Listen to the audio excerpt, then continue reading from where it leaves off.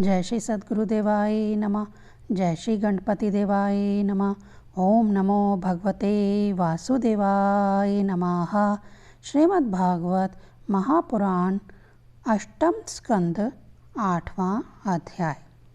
समुंदर से अमृत का प्रकट होना और भगवान का मोहिनी अवतार ग्रहण करना।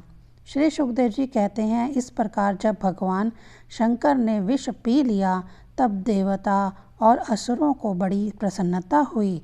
वे फिर नए उत्साह से समुंदर मथने लगे। तब समुंदर से कामधेनु प्रकट हुई। वह अग्निहोत्र की सामग्री उत्पन्न करने वाली थी, इसीलिए ब्रह्मलोक तक पहुँचाने वाले यज्ञ के लिए उपयोगी पवित्र घी, दूध आदि प्राप्त करने के लिए ब्रह्मवादी ऋषियों ने उसे ग्रहण किया। उसके बाद उच्चश्रवा नाम का एक घोड़ा निकला। वह चंद्रमा के समान श्वेत वर्ण का था। बलि ने उसे लेने की इच्छा प्रकट की। इंद्र ने उसे नहीं चाहा, क्योंकि भगवान ने उन्हें पहले ही से ही सिखा रखा था। तदंतर ऐरावत नाम का हाथी श्रेष्ठ हाथी निकला। उसके बड़े बड़े 4 दांत थे, जो उज्ज्वल वर्ण कैलाश की शोभा को भी मात करते थे। तत्पश्चात कौस्तुभ मणि नामक पद्मराग मणि समुद्र से निकली। उस मणि को अपने हृदय पर धारण करने के लिए अजित भगवान ने लेना चाहा। परीक्षित, इसके बाद स्वर्गलोक की शोभा बढ़ाने वाला कल्प वृक्ष निकला। वह याचकों की इच्छाएं उनकी इच्छित वस्तु देकर वैसे ही पूर्ण करता रहता है, जैसे पृथ्वी पर तुम सबकी इच्छाएं पूर्ण करते हो। तत्पश्चात अप्सराएं प्रकट हुई। वह सुंदर वस्त्रों से सुसज्जित एवं गले में स्वर्ण हार पहने हुई थी। वह अपनी मनोहर चाल और विलास भरी चितवन से देवताओं को सुख पहुँचाने वाली हुई। इसके बाद शोभा की मूर्ति स्वयं भगवती लक्ष्मी देवी प्रकट हुई। वह भगवान की नित्य शक्ति है। उनकी बिजली के समान चमकीली छटा से दिशाएं जगमगा उठी। उनके सौंदर्य, औदर्य, यौवन, रूप, रंग और महिमा से सबका चित्त खिंच गया। देवता, असुर, मनुष्य सभी ने चाहा कि ये हमें मिल जाएं। स्वयं इंद्र अपने हाथों उनके बैठने के लिए बड़ा विचित्र आसन ले आए। श्रेष्ठ नदियों ने मूर्तिमान होकर उनके अभिषेक के लिए सोने के घड़ों में भर भर के पवित्र जल ला दिया। पृथ्वी ने अभिषेक के लिए योग्य सब औषधियाँ दी। गौओं ने पंचगव्य और बसंत ऋतु ने चैत विशाख में होने वाले सब फूल फल उपस्थित कर दिए। इन सामग्रियों से ऋषियों ने विधि पूर्वक उनका अभिषेक संपन्न किया। गंधर्वों ने मंगलमय संगीत की तान छेड़ दी। नर्तकियां नाच नाच कर गाने लगीं। बादल सादेह होकर मृदंग, डमरू, ढोल, नगाड़े, नरसिंगे, शंख, वेणु और वीणा बड़े जोर से बजाने लगे। तब भगवती लक्ष्मी देवी हाथ में कमल लेकर सिंहासन पर विराजमान हो गई। दिग्गजों ने जल से भरे कलशों से उनका स्नान कराया। उस समय ब्राह्मणगण वेद मंत्र का पाठ कर रहे थे। समुद्र ने पीले रेशमी वस्त्र उनको पहनने के लिए दिए। वरुण ने ऐसी वैजयंती माला समर्पित की, जिसकी मधुमेह सुगंध से भौरे मतवाले हो रहे थे। प्रजापति विश्वकर्मा ने भांति भांति के गहने, सरस्वती ने मोतियों की हार, ब्रह्मा जी ने कमल और नागों ने 2 कुंडल समर्पित किए। इसके बाद लक्ष्मी जी ब्राह्मणों के स्वायत्त पाठ कर चुकने पर अपने हाथों में कमल की माला लेकर उसे सर्वगुण संपन्न पुरुष के गले में डालने चली। माला के आसपास उसकी सुगंध से मतवाले हुए भौरे गुंजार कर रहे थे। उसी समय लक्ष्मी जी के मुख की शोभा अवर्णनीय हो रही थी। सुंदर कपोलों पर कुंडल लटक रहे थे। लक्ष्मी जी कुछ लज्जा के साथ मंद मंद मुस्करा रही थीं। उनकी कमर बहुत पतली थी। दोनों स्तन बिल्कुल सटे हुए और सुंदर थे। उन पर चंदन और केसर का लेप किया हुआ था।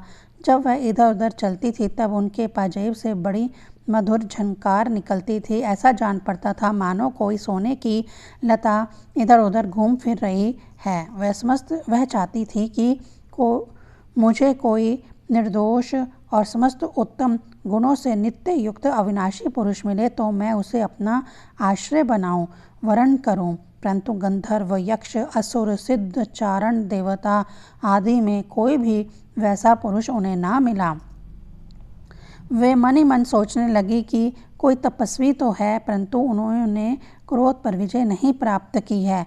किन्हीं में ज्ञान तो है, परंतु वे पूरे अनासक्त नहीं हैं। कोई कोई है तो बड़े महत्वशाली, परंतु वे काम को नहीं जीत सके हैं।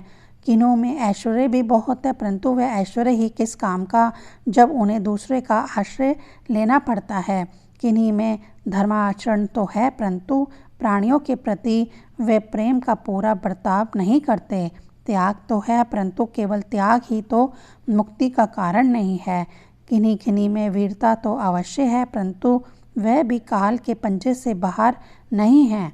अवश्य ही कुछ महात्माओं में विषयासक्ति नहीं है, परंतु वह तो निरंतर अद्वैत समाधि में ही तल्लीन रहते हैं।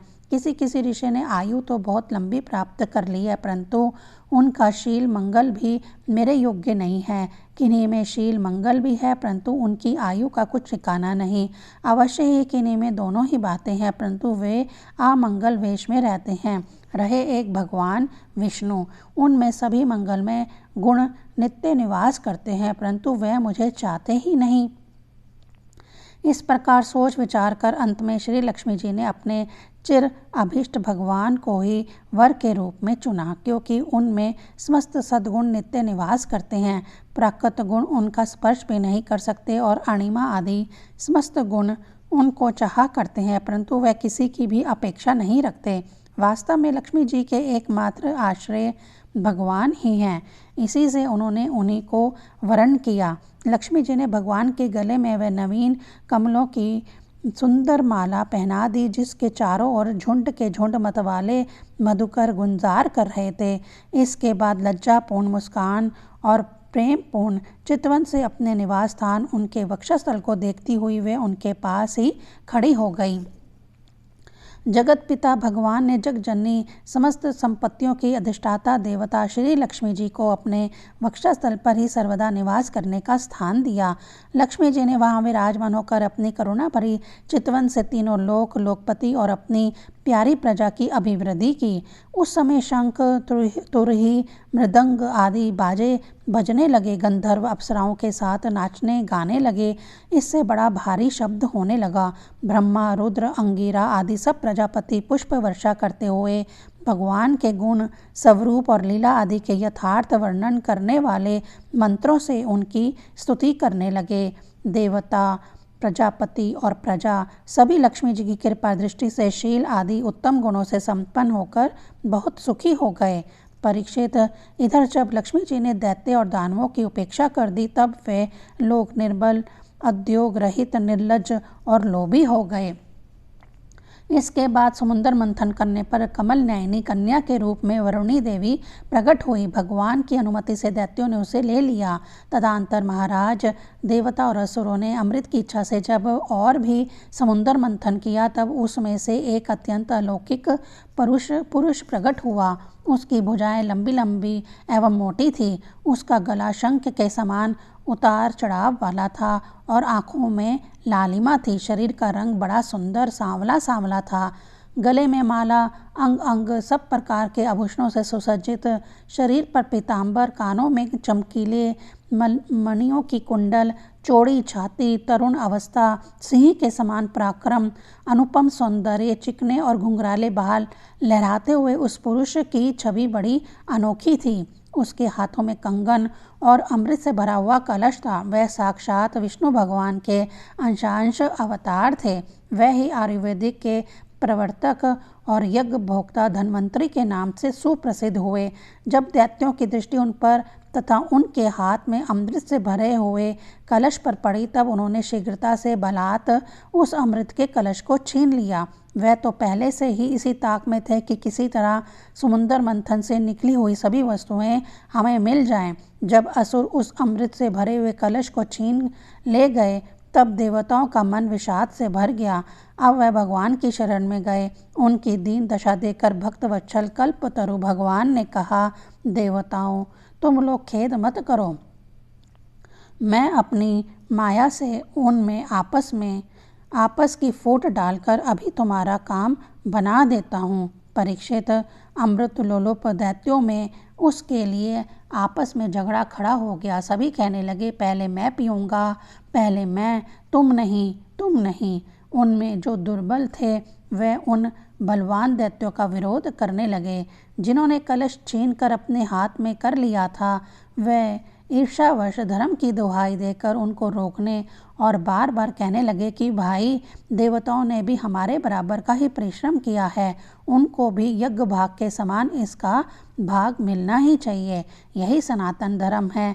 इस प्रकार इधर दैत्यों में तू तू मैं हो रही थी और उधर सभी उपाय जानने वाले के स्वामी चतुर शिरोमणि भगवान ने अत्यंत अद्भुत और आवर्णीय स्त्री का रूप धारण किया।